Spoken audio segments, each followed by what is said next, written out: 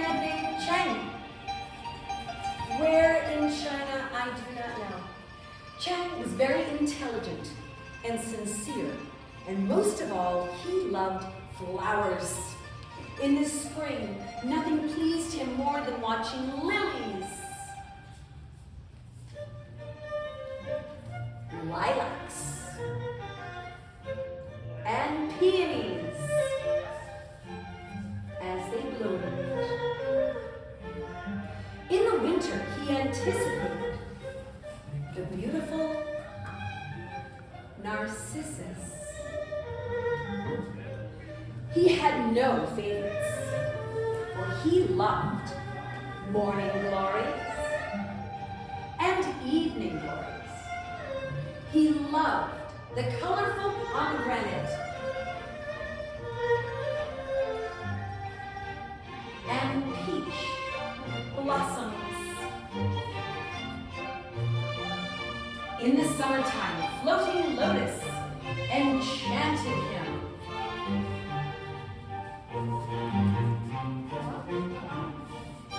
He loved fragrant roses, hardy chrysanthemums, and delightful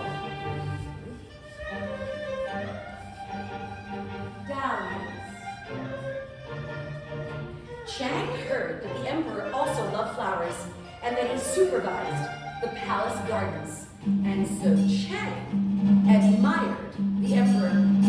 The emperor had no son and no successor who was growing old. And so one day he thought and considered how to choose the next emperor. And on a day in the spring, as he walked in the gardens, a plan bloomed. The next day, the emperor sent out word to all of the young men in the country. At the end of the week, all who wanted to grow a flower shall receive a seed. Whoever grows and brings before me the finest flower the emperor decreed will become my successor. Upon hearing the news, Chang filled a bright blue pot with moss, compost, sandy loam, topsoil. And when Chang was satisfied that his soil was rich and moist, he went with his pot to the palace.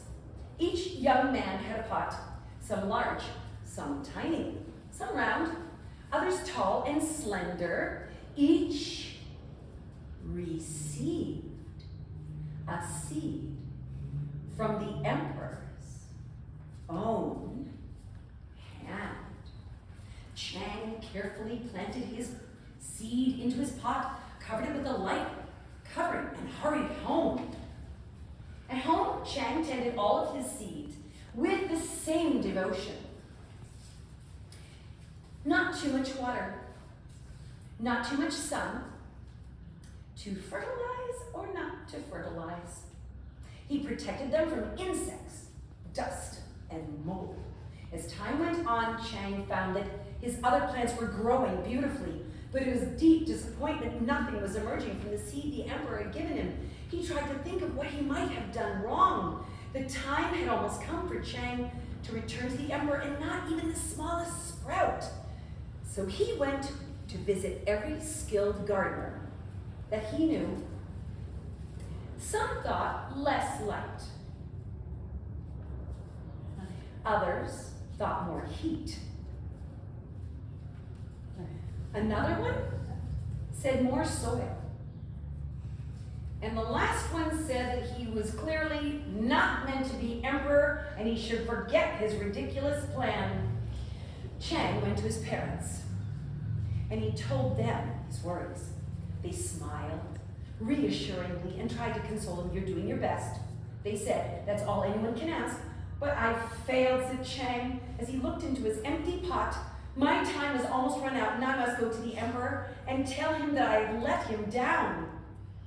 Only tell him the truth, said Chang's father. That is your duty. And so, on the appointed day, Chang traveled to the palace with a heavy heart, and he wept when he saw all of the other young men of the land, each holding a flower more beautiful than the last. The lilies were delicate, The peonies were perfectly petite. The orchids were splendid.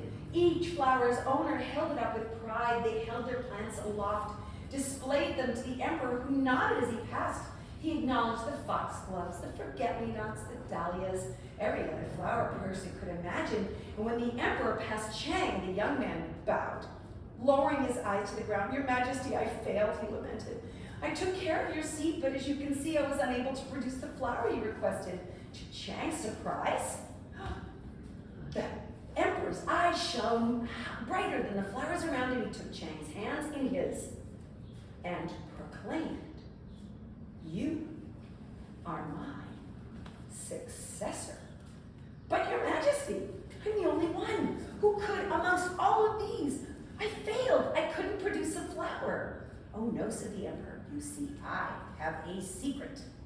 I boiled each seed before I distributed them. No one should have been able to grow a flower. But these young men wanted to be emperors so badly, they sought only to please me, caring nothing for truth and honesty. Only you have proven yourself worthy of the title of emperor." And that is how the only boy who could not grow a flower became the emperor of China. And